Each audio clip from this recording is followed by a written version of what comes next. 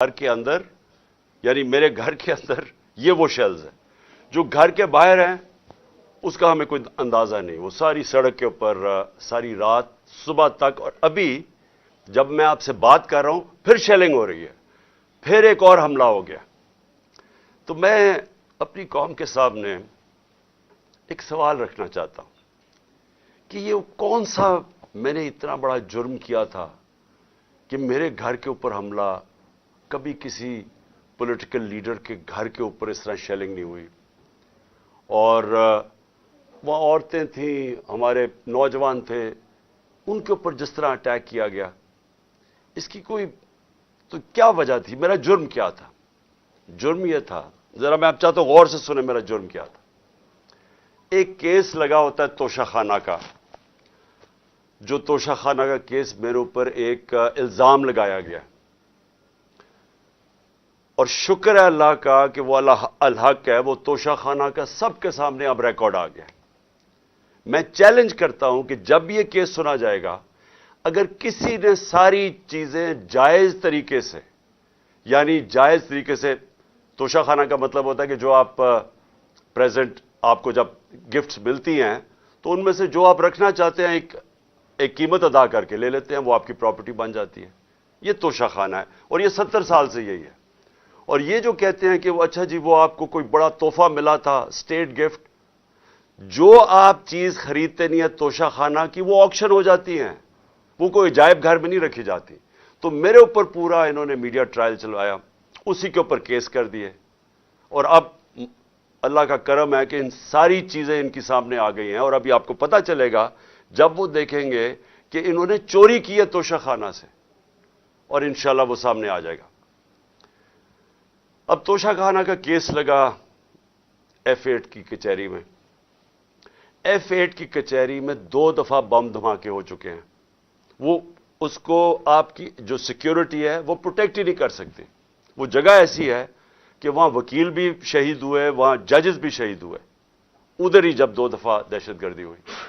تو جب وہاں اس کو پروٹیکٹ کر ہی نہیں سکتے، اور خود انٹیریئر منسٹر کہہ رہا ہے کہ میری جان خطرے میں ہے، انٹیریئر منسٹری کہہ رہی ہے کہ میری جان کو خطرہ ہے. ایک میرے اوپر حملہ ہو چکا ہے. مجھے پتا ہے کہ جو لوگ آج بیٹھے ہوئے ہیں یہ اقتدار میں، جو شہباز شریف اور رانا ثناء اللہ، یہی انہوں نے ہی پہلا میرے اوپر کیا تھا، اور ایک اور ایجنسیز کے آدمی نے. اب وہی پاور میں بیٹھے ہیں، خطرہ ان سے ہے. تو میں ایک چیز مانگی کہ مجھے سیکیورٹی دیں ادھر جانے کے لیے، اور اگر سیکیورٹی نہیں دے سکتے تو میرا ادھر کر دیں کیس جدھر مجھے سیکیورٹی ملتی ہے. جب سے میری ٹانگ ٹھیک ہوئی ہے، میں 2 دفعہ ایک لاہور ہائی کورٹ گیا اور ایک اسلام آباد، کوئی سیکیورٹی نہیں تھی، کوئی پروٹیکشن نہیں تھی. اور پھر میں واضح کر دوں کہ یہ انپریسیڈنٹڈ ہے کہ ایک ایکس پرائم منسٹر کو قاتلانہ حملہ ہوتا ہے، اس کے بعد اس کو سیکیورٹی نہیں ملتی. اس کے لیے اس وجہ سے ہم نے عدالت میں گئے ہوئے ہیں کہ ہمیں سیکیورٹی دو، اور اس جج نے میرے اوپر وارنٹ نکال دیا. اب یہ وارنٹ کیا ہے؟ جس کے لیے پولیس آئی ہوئی تھی.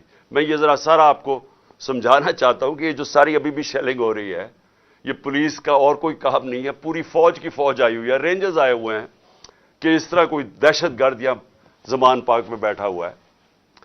وارنٹ صرف یہ تھے کہ آپ کو پولیس عدالت میں پیش کرے، یہ ہے وارنٹ. جس عدالت میں اس لیے نہیں جا سکا کیونکہ سیکیورٹی کا ایشو تھا، عدالت نے پیش کرنا، یہ پولیس نے وہاں پیش کرنا تھا. رات کو جو پریزیڈنٹ ہیں لاہور ہائی کورٹ کے بار کے، اشتیاق خان، انہوں نے شورٹی دے دی. ان کو میں نے آتھرائز کر دیا، انہوں نے شورٹی دی کہ وہ جو میرا اپیرنس ہے ہائی کورٹ میں وہ گارنٹی کرتے ہیں. 18 کو انہوں نے شورٹی دے دی میں ہائی کورٹ میں پریزنٹ ہوں گا. تو جب انہوں نے شورٹی دے دی تو وہ پولیس آفیسر جو مجھے اریسٹ کرنے آیا تھا اس کو شورٹی مل جاتی، وہ کیس اس کو انتظار کرنا چاہیے. تو میں نے فیصلہ کر لیا کہ میں عدالت جا رہا ہوں، اس لیے تو وہ آیا تھا مجھے اریسٹ کرنے. اور یہ قانون ہے، یہ جو کوڈ آف کرمنل CCP جسے کہتے ہیں کہ کوڈ فار کرمنل CRPC، جو کوڈ ہوتی ہے جو جس کے تحت یہ قانون بنا ہوا ہے، اس کا سیکشن 75 کہتا ہے کہ یہ اگر کر دیں تو پولیس آپ کو اریسٹ نہیں کرتی.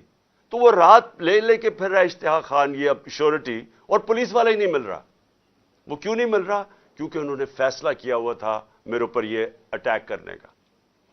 اب یہ میں آپ کو دکھا رہا ہوں کہ یہ صرف شیلز نہیں ہیں, یہ گولیاں آپ کے سامنے ہیں. یہ گولیاں چلائی انہوں نے یہاں. یہ گولیاں چلانے والے ایک آدمی کو عدالت میں پیش کرنے کے لیے نہیں آتے.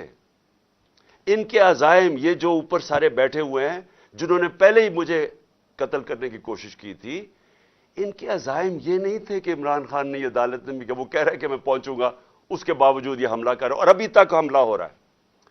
ان کا مقصد کچھ اور ہے. لندن کے اندر پلان بنا, وعدے کیے گئے نواز شریف سے. وعدہ یہ کیا گیا کہ اگر ہمیں بیک کریں گے تو میں آپ کو یہ کر کے دوں گا, جس میں عمران خان کو جیل میں ڈالوں گا, پی ٹی آئی کو ختم کروں گا, نواز شریف کو سارے کیسز ختم کروں گا. یہ پلان تھا پورا. یہ پلان بڑی دیر سے پتہ ہے, میں بتاتا جا رہا ہوں آپ سب کو. اس پلان کے تحت یہ گیم چل رہی تھی. کیوں میرے ورکرز اس طرح, جس طرح انہوں نے یہ دفاع کیا زبان پاک کی, میں تو کیا ان کو 2 دفعہ کہا, میں نے کہا دیکھو یہ میں کوئی انتشار نہیں چاہتا, میں چاہتا ہوں میں چلا جاتا ہوں, بیگ میرا پیک تھا. لیکن سارے کارکنوں کا کیا مسئلہ تھا؟ ان کو پتا تھا کہ جب سے ہماری حکومت گئی ہے ہمارے لوگوں کو تشدد کیا گیا جیل میں. کسٹوڈیل ٹارچر کہتے ہیں اس کو. جیل کے اندر تشدد کیا گیا. اعظم سواتی, شہباز گل, ہمیں پتہ ہے ارشد شریف سے کیا ہوا, ہمیں پتہ ہے سوشل میڈیا کے لڑکوں سے کیا ہوا, اور ہمیں پتہ ہے کہ وہ درویش, وہ جو اسپیشل انسان تھا جس کے پاس پیار کے علاوہ کچھ تھا ہی نہیں, ذل شاہ سے کس طرح انہوں نے اٹھایا اور اسے تشدد کر کے قتل کر کے سڑک پہ پھینک گئے. تو وہ سارے فکر کر رہے تھے کہ دیکھیں اگر انہوں نے یہ آپ سے لے گئے ایک دفعہ آپ کو, تو یہ آپ سے بھی یہ کریں گے. اس لیے انہوں نے رات سے وہ مقابلہ کر رہے ہیں ان کا, صرف اس وجہ سے. سو میں آج یہ پوچھنا چاہتا ہوں, میں وہ جو اپنے آپ کو نیوٹرل کہتے ہیں ان سے پوچھنا چاہتا ہوں کہ مجھے یہ بتائیں کہ رینجرز کو بھیجنے کا کیا کام تھا؟ میرے دیوار کے اوپر رینجرز چڑھ رہے تھے, اندر آنے لگے تھے. یہ میں کون سا جرم کیا کہ رینجرز کو یہاں اٹیک کروایا میرے اوپر؟ اور جب رینجرز اور ہمارے لوگوں کا آمنا سامنا ہوگا تو کیا کوئی قوم سمجھے گی کہ ہماری اسٹیبلشمنٹ نیوٹرل ہے؟ اور کیا یہ کرنا چاہیے کہ رینجرز یعنی فوج کو اور عوام کا آمنا سامنا کروانا چاہیے؟ جب ٹی ایل پی آ رہی تھی اسلام آباد کی طرف تو مجھے تب آرمی چیف نے کہا تھا کہ ہم بالکل فوج کو سیولینز کے سامنے نہیں لے کے آئیں گے. تو اب کیوں آ رہی ہے؟ کیا وجہ ہے؟ کون سا جرم ہے؟ کیا جرم کیا میں نے؟ اور کیا وجہ ہے کہ اس طرح کی بے دردی سے, جس طرح کا ابھی تک سب کو یہ جو شیلز مارے گئے ہیں, گولیاں چلائی گئی ہیں, یعنی یہ کیا جمہوریت ہے؟ کیا ہم نے کبھی ہمارے 3.5 سال میں کبھی کسی کے اوپر 3 لانگ مارچز تھیں, پروٹیسٹ تھے, کیا ہم نے کبھی کسی کے اوپر یہ کیا؟ تو یہ کیا وجہ ہے؟ اس کے پیچھے کیا ہے؟ ہم سب سوال پوچھ رہے ہیں, ہم سب حیران ہیں کہ اس سب کا مقصد کیا ہے؟ چاہتے کیا ہے؟ کیا یہ وہ ساری وہی ایک تسلسل ہے کہ کسی طرح تحریک انصاف کو دیوار سے لگاؤ, لیکن اس سے بھی زیادہ عمران خان کو مائنس کرو بیچ میں سے, اس لیے پکڑنے آئے تھے؟ اور دیکھیں میں آج اپنی ساری قوم کے سامنے کہہ رہا ہوں کہ دیکھیں میں نے پوری کوشش کی ہے جب سے میری گورنمنٹ گرائی گئی ہے کہ کوئی میری وجہ سے اس ملک میں انتشار نہ ہو. ہم نے سارے پرامن 70 جلسے کیے, سب پرامن. جب کوئی انتشار کا وقت آتا تھا, جب انہوں نے اسی طرح ہمارے اوپر ظلم کیا 25 مئی کو پچھلے سال, میں نے کینسل کیا, میں نے اس کو ختم کر دیا دھرنے کو, کیونکہ مجھے ڈر تھا کہ اب انتشار کی طرف جا رہا ہے. اس کے بعد 26 نومبر لاکھوں لوگ جمع تھے وہاں اس وقت پنڈی میں. ہمارا پلان تھا اسلام آباد میں جا کے دھرنا دینا, لیکن جب میں نے ماحول دیکھا جو انہوں نے پولیس 30,000 پولیس جمع کی ہوئی تھی, تو مجھے پتا تھا پھر یہ تو جان کے چاہ رہے کوئی کلیش ہو, تو میں نے وہ کینسل کر دیا. ہم نے 8 مارچ کو ایک پرمیشن لی ہوئی تھی. انہوں نے ہمیں شام کو پولیس نے پرمیشن دی تھی کہ اپنی الیکشن ریلی جو ہم نے اپنی 30 اپریل کی الیکشن کے لیے کرنی تھی, پرمیشن ملی ہوئی تھی, روٹ اپرووڈ تھا. صبح لوگ آ رہے ہیں اور دیکھ رہے ہیں پولیس کھڑی ہوئی ہے اور پولیس کے جتھے کھڑے ہوئے ہیں اور لوگ ریلی کے لیے آ رہے ہیں, اور ایک دم پتہ چلتا ہے کہ دفعہ 144 لگا دی جاتی ہے. کس وجہ سے؟ الیکشن جب ڈیٹ اناؤنس ہو جائے, آپ الیکشن ریلی کے خلاف دفعہ 144 کیسے کر سکتے ہیں؟ وہ بھی کیئر ٹیکر گورنمنٹ. اور اس کے بعد شیلنگ شروع ہو جاتی ہے, جس طرح اب آتے ساتھ اس شیلنگ, ڈرانا, دھمکانا, مارنا, اور اس میں ذل شاہ کا جس طرح قتل کیا گیا. تو اس کے بعد جب اگلے دن ہم نے وہ کیا, پھر سے انہوں نے جب بین کیا, اور ان کا خیال تھا کہ ہم پھر سے ری ایکٹ کریں گے, میں نے پھر کینسل کیا, کیونکہ مجھے پتا تھا ہمارے لوگوں کو غصہ تھا جو ذل شاہ سے, سب اسے پیار کرتے تھے. تو اس لیے ہم نے کینسل کی, ہم نے پوسٹ پون کی تاکہ کوئی انتشار نہ ہو. اب مجھے بتائیں, رات سے جب مجھے پتا چلا کہ اچھا یہ وارنٹ آ گئے ہیں تو چلے میں شیورٹی دے دیتا ہوں, وہ بانڈ سائن کر دیتا ہوں میں اس کے ساتھ, اشتیاق خان کے ساتھ, پریزیڈنٹ لاہور بار ہائی کورٹ بار ایسوسی ایشن. تو پھر کیا چیز رہ گئی تھی؟ کیا وجہ ہے؟ ابھی تک حملے ہو رہے ہیں, عدالت کے اندر ہمارا کیس پڑا ہے, عدالت میں ہم گئے ہوئے ہیں اسلام آباد میں اور لاہور میں, اور ابھی تک یہ شیلنگ رینجرز نے پھر اٹیک کر دیے. اور مجھے ابھی بھی نہیں سمجھ آئی کہ میرے گھر کی دیواروں سے کود کے اندر آ رہے تھے. کیا کوئی کمانڈو ایکشن کرنا تھا کہ عمران خان کو پکڑ کے لے جانا تھا؟ یہ کیا مذاق کر رہے ہیں اس ملک کے ساتھ. اور میں آخر میں افسوس سے کہنا چاہتا ہوں کہ دیکھیں, یہ ملک کو ادھر آپ لے کے جا رہے ہیں, اور جو بھی اس وقت پاور میں بیٹھے ہیں, میں آپ کو یہ بتا دوں کہ ملک کو ادھر لے کے جا رہے ہیں کہ یہ میرے ہاتھ سے بھی چیز نکل جائے گی.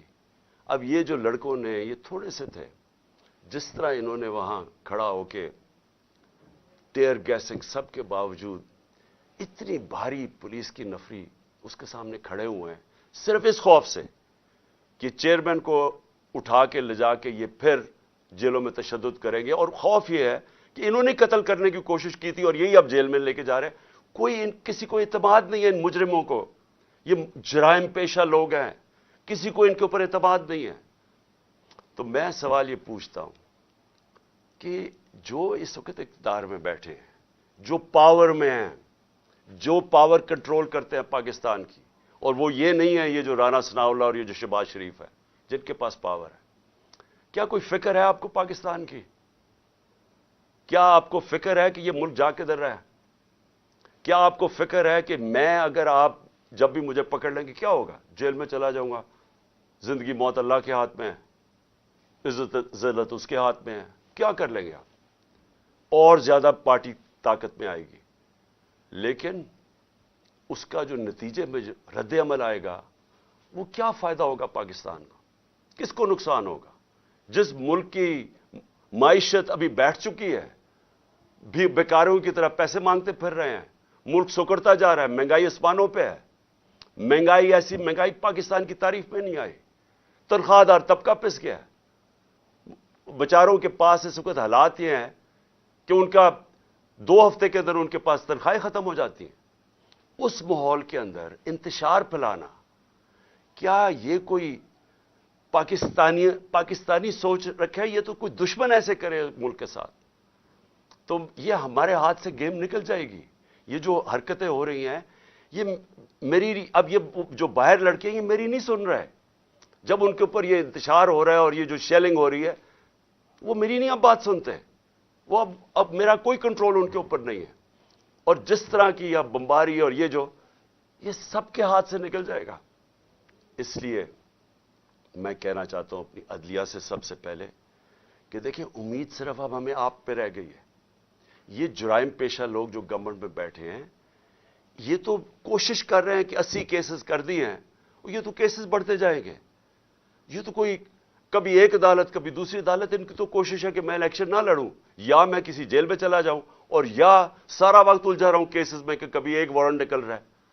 تو ہمیں تو صرف امید عدلیہ سے ہے, اور دوسری ہم امید لگا رہے ہیں اپنی جو اسٹیبلشمنٹ ہے اس ملک کی کہ کیا آپ کا انٹرسٹ پاکستان میں ہے یا نہیں ہے. تو یہ جو تماشا ہو رہا ہے اس کو بند کریں, ملک کا سوچیں. یہ جو بھی پلان ہے لنڈن کا, اس کے اوپر نہ کام کریں.